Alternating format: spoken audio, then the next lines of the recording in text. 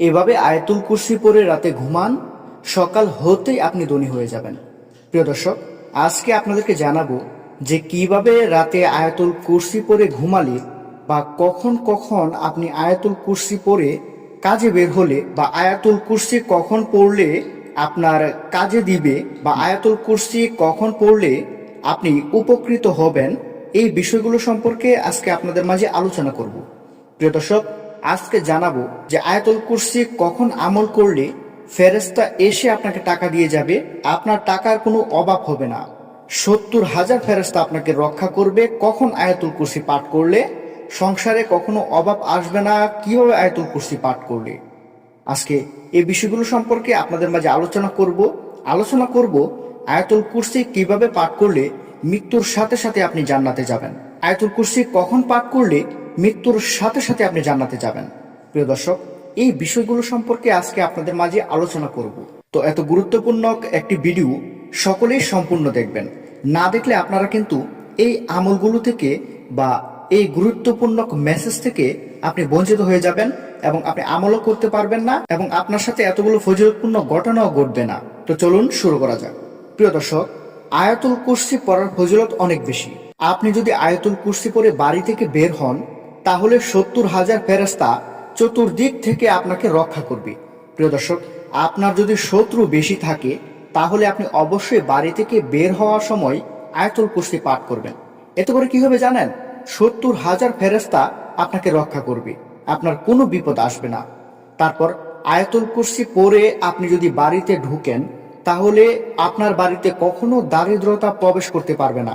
প্রিয় দর্শক, আপনি যদি গরিব থাকেন, আপনার যদি অভাব অনটন দূর হয় না এরকম অবস্থা হয়ে থাকে, তাহলে আপনি অবশ্যই কোথাও গেলে বাড়িতে ঢোকার সময় আয়াতুল কুরসি পাঠ করে তারপর ঢুকবেন।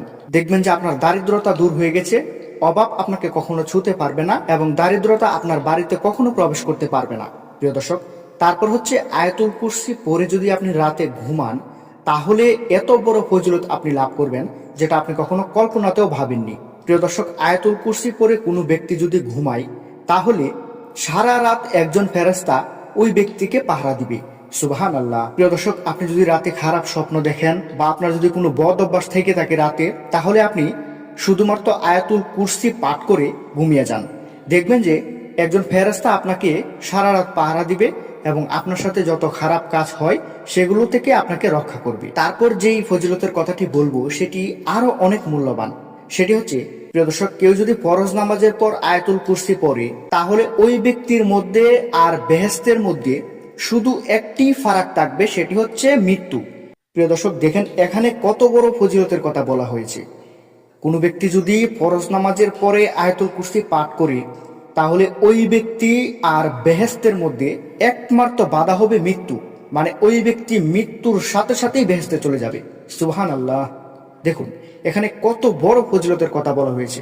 আমাদের প্রত্যেক মুসলমানের উচিত এই ফজিলতপূর্ণ আমলটি করা এবং এতগুলো ফজিলত লাভ করা, এবং ওই ব্যক্তির জন্য মৃত্যুর আযাব এতটাই হালকা হবে যেন একটি পিঁপড়ে ওই ব্যক্তিকে কামড়ে দিয়েছে।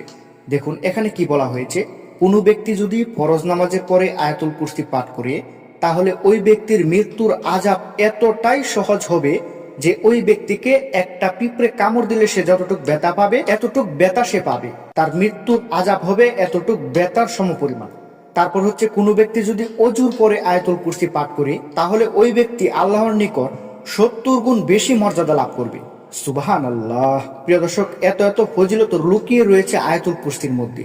আমরা যারা অভাবের মধ্যে আছি, আপনারা যারা অভাবের মধ্যে আছেন, তারা অবশ্যই আয়াতুল কুরসি পাঠ করবেন, এবং যারা আল্লাহর কাছে বেশি পছন্দের হতে চান তারাও বেশি বেশি আয়াতুল কুরসি পাঠ করবেন, এবং যারা মৃত্যুর সাথে সাথেই বেহেশতে যেতে চান তারাও আয়াতুল কুরসি বেশি বেশি করে পাঠ করবেন। আমি এখন আপনাদের যেই নিয়ম বলে দিয়েছি, যেই কাজগুলো করে আপনারা আয়াতুল কুরসি পাঠ করলে এতগুলো ফজিলত লাভ করবেন, আমি এখন যেভাবে বললাম আপনাদেরকে আপনি ঠিক সেভাবেই করবেন, ইনশাল্লাহ আপনি ফল পাবেন। তো দর্শক, আল্লাহ তাআলা আমাদের সবাইকে আয়াতুল কুরসির এই আমলগুলো করার তৌফিক দান করুক।